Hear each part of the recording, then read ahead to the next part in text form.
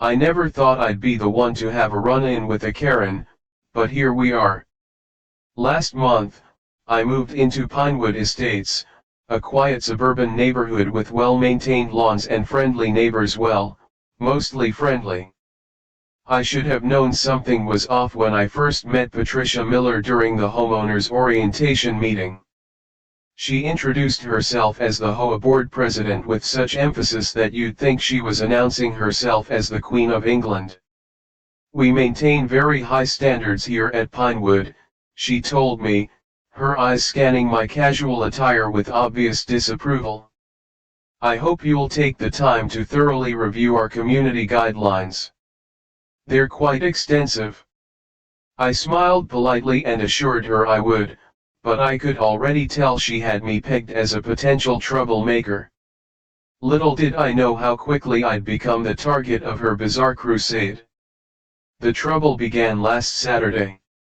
I was in my driveway washing my car and enjoying the warm spring sunshine. My garage door was open as I moved back and forth, grabbing different cleaning supplies. I noticed Patricia power walking down the sidewalk in her matching lavender workout set, phone clutched in hand. She slowed as she approached my house, her gaze fixed on my open garage. "Good morning," I called out, trying to be neighborly despite our awkward first meeting. Patricia stopped abruptly, as if surprised I had addressed her directly. "Oh, yes. Morning." She seemed distracted, looking past me into my garage. "I see you have quite a spacious garage there." I nodded, not sure where this was going. "Three-car garage." It was one of the selling points of the house. "And you only have one car," she stated rather than asked, eyeing my sedan. "That's quite a waste of space, don't you think?" Before I could respond, she continued, "The neighborhood association is hosting our annual spring fundraiser next weekend. We need storage space for the decorations and auction items." I could see where this was heading, but I waited for her to actually ask. "Your garage would be perfect," she declared as if it were already decided. "We'll need to start bringing things over this Tuesday. I'll let the committee know they can begin at around 10 o'clock in the morning." I blinked, genuinely stunned by her presumption. "I'm sorry, Patricia, but I'm not comfortable with that arrangement. I use my garage for my own storage and projects."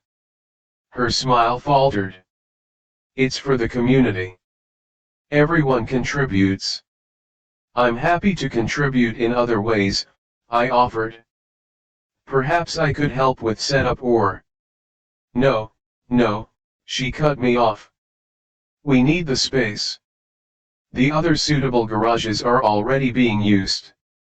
I stood my ground. "I'm afraid my garage isn't available, but I'd be happy to make a donation to the fundraiser instead." Her expression hardened, friendly pretense evaporating. "This isn't a request. As HOA president, I'm informing you that we need access to your garage for community purposes." Now I was getting irritated. "Patricia, I've reviewed the HOA bylaws thoroughly. There's nothing in there that gives the board the right to commandeer private property. My garage is not community space." Her face flushed red. "We have always used available spaces for community events. This is how things work at Pinewood." "Not with my property," I replied firmly. "Now, if you'll excuse me, I need to finish washing my car." I turned back to my task, hoping that would be the end of it. I was wrong. "This is precisely the kind of selfish attitude that ruins communities," she huffed. "You'll be hearing from the board about this." I watched as she stormed away, already tapping furiously on her phone. I had a feeling this wasn't over, but I never expected what happened next. Tuesday morning arrived, and I was working from home, enjoying a cup of coffee while answering emails. Around 9:30, I heard vehicles pulling up outside. Curious, I peeked through the blinds to see Patricia directing a group of people unloading boxes from a minivan. They were heading straight for my driveway. I rushed outside, coffee still in hand. "Excuse me. What's going on here?" Patricia turned to me with a smug smile. "Oh good, you're home. We're a bit early, but we have quite a lot to store." The group of volunteers looked uncomfortable, glancing between Patricia and me with uncertainty. "I told you on Saturday that you don't have permission to use my garage," I stated firmly, blocking the path to my driveway. "Don't be difficult," Patricia snapped. "The board has decided this is the most suitable location. I have a key to access the community lockbox on your garage." I nearly choked on my coffee. "There is no community lockbox on my garage, and you absolutely do not have a key to my property. This is trespassing, and I'm asking you all to leave immediately." The volunteers started to back away, sensing the tension, but Patricia stood her ground. "This is ridiculous. The previous owners never made such a fuss. Your garage has been used for community storage for years." "Well, I'm not the previous owners," I replied. "This is my property, and I do not consent to you using it. Please leave now, or I will call." Patricia's eyes widened in disbelief. "You wouldn't dare." I pulled out my phone. "Try me." She turned to the now retreating volunteers. "Wait. Don't leave. She's bluffing." But they continued loading boxes back into the van, clearly wanting no part of this confrontation. Fuming, Patricia marched up to me, invading my personal space. "You listen here. I've been running this community for 15 years. Do you have any idea who I am? My husband is on the city council." "I don't care if your husband is the President of the United States," I replied calmly. "This is my private property, and you have no right to it." That's when she did something that left me absolutely stunned. She reached into her purse, pulled out her phone, and dialed. "Yes, hello. I need to report a threatening situation. My name is Patricia Miller, and I'm the president of the Pinewood Estates HOA. One of our residents is becoming aggressive and preventing access to community storage space." My jaw dropped as I realized she was actually calling 911 over this ridiculous situation. I could hear the dispatcher asking questions on the other end. "Yes, she's blocking access and threatening me," Patricia continued, glaring at me. "I feel unsafe. She could become violent at any moment." The dispatcher must have asked for the address because Patricia promptly gave mine. I couldn't believe what was happening. This woman was filing a false police report because I wouldn't let her use my garage. I decided to stay calm and wait for the police. At least then I'd have official witnesses to this madness. I went back inside my house but left the door open so I could monitor the situation. Patricia remained in my driveway, pacing back and forth while making additional calls. I could hear her rallying reinforcements, calling other board members to come witness my outrageous behavior. "Ken qua toi dang huang den con gia lan yak mai.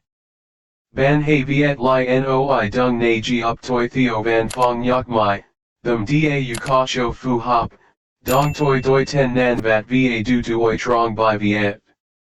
Within 15 minutes, 2 police cars pulled up. I stepped outside as the officers approached, one heading toward me and one toward Patricia, who was already rushing to meet them. "Officer, thank goodness you're here," she exclaimed. "This woman is preventing access to community property and threatening the HOA board." The officer looked between us. "Ma'am, please calm down. Let's sort this out. What exactly is the dispute here?" I explained the situation calmly. "This is my home. Ms. Miller wants to use my garage for HOA storage without my permission. When I refused, she brought people to my property anyway, claimed she had a key to my garage, and then called 911 when I asked her to leave." The officer turned to Patricia. "Ma'am, is this private property?" "It's in the HOA community," she insisted. "We have always used available garages for storage. It's implied in the covenant." "May I see the document that grants the HOA access to private garages?" the officer asked. Patricia's confident demeanor faltered. "Well, it's not explicitly stated, but it's understood. We've been doing it for years." The second officer had been reviewing something on the computer in his patrol car and now approached. "Ms. Miller, we've responded to several calls from this address in the past 2 years, all regarding alleged community violations that turned out to be civil matters, not emergencies." Patricia straightened her posture. "Those were legitimate HOA concerns." "Ma'am," the first officer said firmly, "calling 911 for a civil dispute over property access is misuse of emergency services. Additionally, entering or attempting to enter someone's property without their consent constitutes trespassing." The color drained from Patricia's face. "I am the HOA president. I was simply being." "HOA president doesn't give you the right to enter private property without permission," the officer interrupted. "The homeowner has asked you to leave. I suggest you comply immediately." I could see Patricia processing this unexpected turn of events. She clearly wasn't used to having her authority questioned, especially not by law enforcement. Furthermore, the officer continued, "You stated that the homeowner was threatening and potentially violent. That appears to be a false report based on what we're observing. She threatened to call the police." Patricia protested. "Warning someone that you'll call the police if they trespass is not a threat, ma'am. It's a statement of intent to pursue legal remedies." By this point, several neighbors had emerged from their homes, watching the scene unfold. Among them were 2 people wearing Pinewood HOA board badges who looked deeply uncomfortable with the situation. The officer turned to me. "Would you like to press charges for attempted trespassing?" Patricia gasped. "You can't be serious. This is absurd." I considered my options. While part of me wanted to see her face consequences for her actions, I also had to live in this community. Not at this time, I decided. I just want it clearly established that my property is off limits without my explicit permission. The officer nodded, then addressed Patricia again. "Ms. Miller, consider this an official warning. Misuse of emergency services can result in fines up to $1,000 and potential criminal charges in our jurisdiction. Additionally, the homeowner would be within their rights to seek a restraining order if this behavior continues." One of the other board members finally approached Patricia. "We need to go. We can use the community center for storage, as discussed in last month's meeting." Patricia whirled around. "What we agreed?" "No, you decided." The board member corrected quietly, "The rest of us suggested the community center, but you insisted this garage would be better." The look of betrayal on Patricia's face was almost comical. She seemed to realize she was quickly losing control of the narrative and her audience. "This isn't over," she hissed at me before stomping toward her car. The officers stayed until Patricia and her remaining supporters had left my property. They gave me their cards and recommended I document any further incidents. As it turned out, I didn't have to wait long for the next chapter in the saga. That evening, I received an email from the HOA board. It was a notice of an emergency board meeting to address recent community disruptions. I was specifically invited to attend to discuss my actions. I arrived at the community center the following evening to find it packed with residents. Apparently, word had spread about the confrontation, and everyone wanted to see the showdown. Patricia sat at the head table, looking simultaneously smug and agitated. As the meeting began, she wasted no time painting herself as the victim. As you all know, I've dedicated 15 years to making Pinewood Estates the prestigious community it is today. Yesterday, while attempting to organize our annual fundraiser, I was met with hostility and threats from a new resident who clearly doesn't understand our community values. I noticed several residents exchanging glances. It seemed not everyone was buying her version of events. Furthermore, Patricia continued, this resident had the audacity to involve law enforcement in a simple community matter, wasting valuable public resources and embarrassing the board. That's when I decided to speak up. Excuse me, but wasn't it you who called 911 because I wouldn't let you use my garage? The room went silent. Patricia's face flushed. I called because you were behaving aggressively. Actually, came a voice from the back. I have the police report right here. A man stood up, holding some papers. I recognized him as my next-door neighbor, who happened to be a retired attorney. I requested it this morning out of concern since I witnessed the incident. It clearly states that Ms. Miller called 911 to report a homeowner who was preventing access to what she termed community storage space, which was in fact private property. The report also notes potential misuse of emergency services. Murmurs rippled through the crowd. Another board member cleared his throat. Patricia, is this true? Did you try to use her garage without permission and then call 911 when she refused?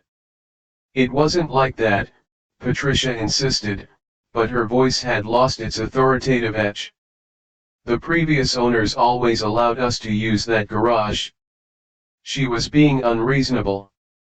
The previous owners moved because of you, Patricia, someone called out. They told us at their going away party. More voices joined in, and suddenly it seemed like the floodgates had opened. Residents began sharing their own stories of Patricia's overreach, arbitrary fines, personal vendettas disguised as covenant enforcement, using her position to benefit her friends while strictly enforcing rules against those she disliked. The meeting quickly spiraled beyond Patricia's control. Another board member took over, calling for order and suggesting they address the immediate issue. I move that we issue a formal apology to our new neighbor and clarify that the HOA has no right to access private garages or any private property without explicit owner consent, he proposed. I second that motion, another board member quickly added. Furthermore, my attorney neighbor interjected, I recommend the board consider whether Ms. Miller's actions constitute a violation of the board's own ethics policy, particularly regarding abuse of position and misrepresentation of authority. Patricia looked stunned. You can't be serious. After everything I've done for this community. The board called for a vote among its members. To Patricia's visible horror, they unanimously agreed to both the apology and an ethics review of her actions. Given the severity of misrepresenting HOA authority to police and attempting to access private property without permission, I move that Patricia Miller step down as board president pending the ethics review, one member proposed. Patricia shot to her feet. This is a coup. You can't remove me. I built this community. According to our bylaws, we absolutely can, the same member countered calmly. And we're not removing you yet. We're asking you to temporarily step down during the investigation.